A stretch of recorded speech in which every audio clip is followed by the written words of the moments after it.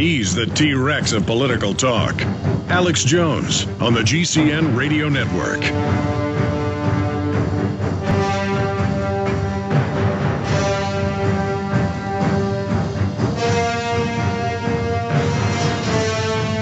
We're now simulcasting the last 2 hours here live at prisonplanet.tv or prisonplanet.tv viewers. The last hour and a half or so, I've spent most of the time talking to military about the fact that they're being trained to carry out domestic operations, gun confiscation. I will continue with your phone calls. We have several guests coming up as well. Edwin Vieira will be joining us, constitutional law scholar, to talk about states' rights and the movement against tyranny. Also coming up, Napolitano hasn't reviewed in detail the Arizona immigration law she criticized. She admitted in an interview she hasn't even read it. Well, I have read the bill, and it says after police make first contact, if they have probable cause, a suspicion, like may I see your driver's license? I don't have one. Well, are you a U.S. citizen? No. Boom. That's a crime. But illegals are even more above the law than that. In fact, let's just go ahead and play the clip right now.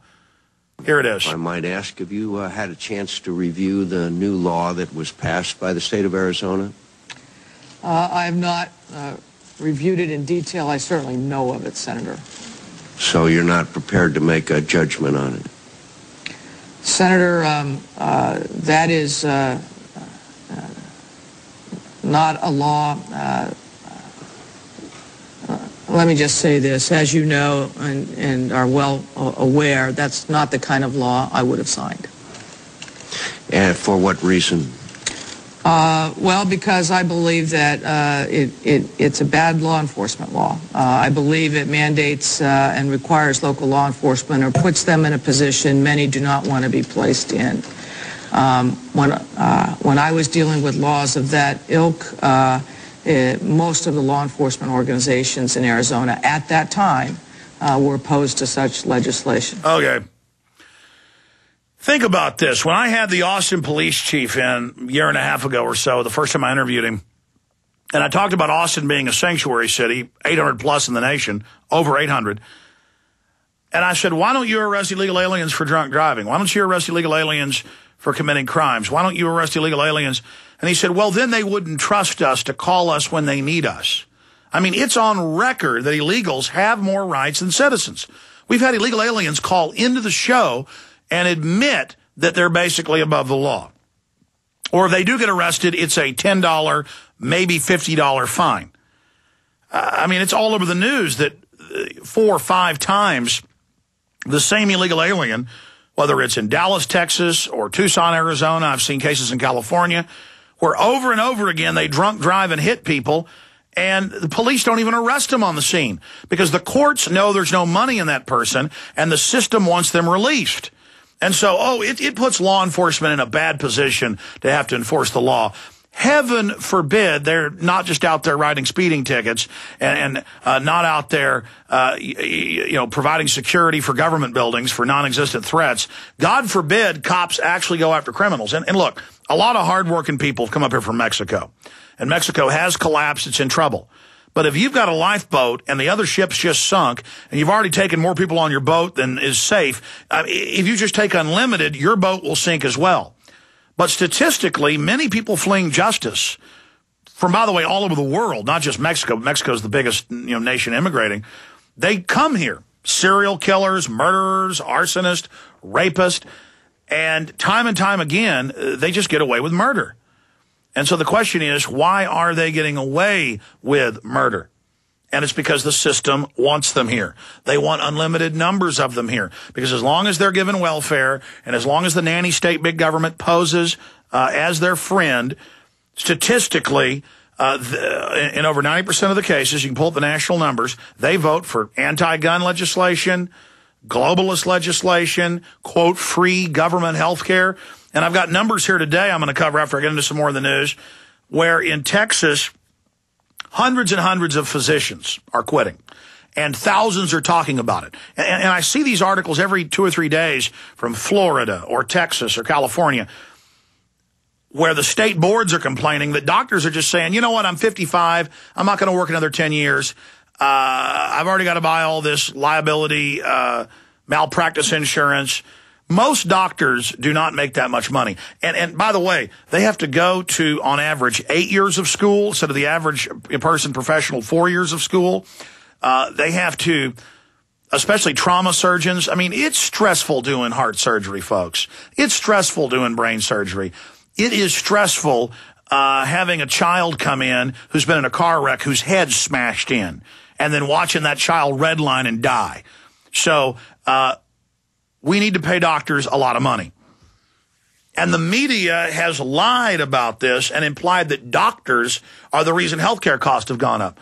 I've looked at the numbers. 30 years ago, doctors were making, on average, almost double what they're making now.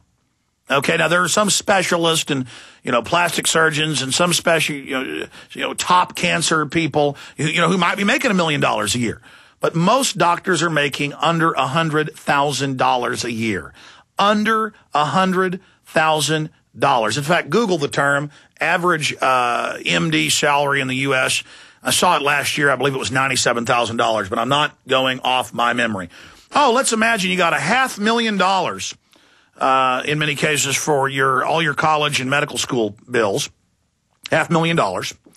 And so it's going to take you, if you're making $97,000, a decade or two to pay that off?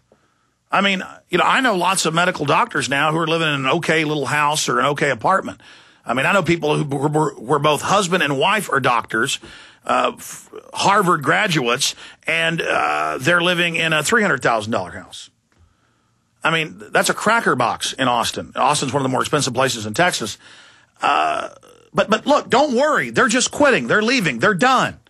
And others in mass are saying, I'm not accepting Medicare and Medicaid anymore. I'm not accepting Medicare because part of the health care bill, they say, is a 22% cut across the board of Medicare. And that's in the AP today. But some doctors, some specialists, it's less than 22, but many others, it's more than 50%. So you do a procedure and you don't even get paid the money that'll pay the nurses and yourself and the anesthesiologist.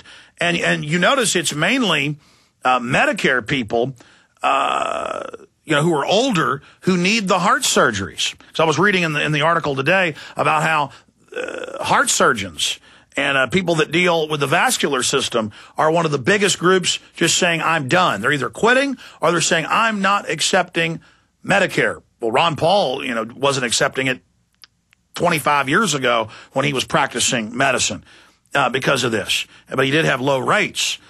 So if you don't have government and big corporations and insurance companies in the middle stealing the money and investing it in derivatives, if you don't have all of that getting in the way and you've got true free market in your health care, you have the best in the world and the least expensive in the world. But also Big Pharma is also involved in the health care bill, mandating that, you don't get a knee surgery with your insurance. No, we now mandate you just get drugs or a cortisone steroid shot. So, I've already gotten into the subject.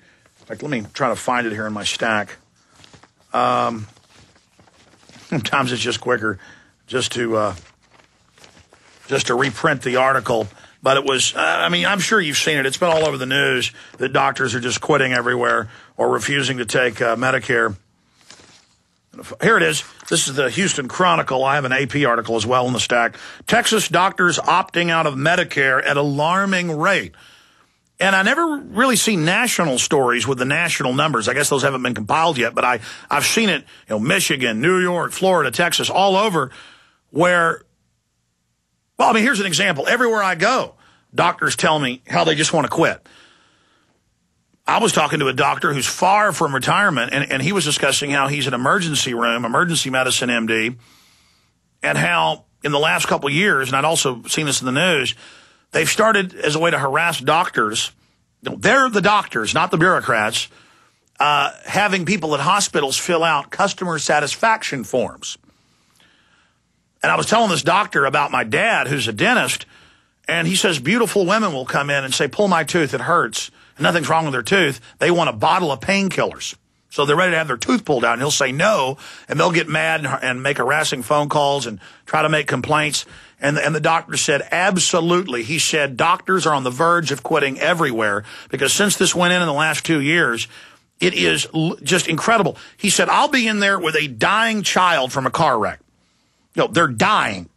And the person will bust in and say, I want my drugs. And they'll go look in the database or call the hospital across town and find out 2 hours ago they were given 45, hydrocodones or whatever those, pain pills are. And then I kind of felt guilty at the time I was down at the emergency room on a Sunday. I basically cut my finger off. It was dangling. And I was watching illegal aliens saying they had stomach aches and stuff going ahead of me. And I was being patient. And I was worried they wouldn't be able to fix my finger. And it is numb to this day.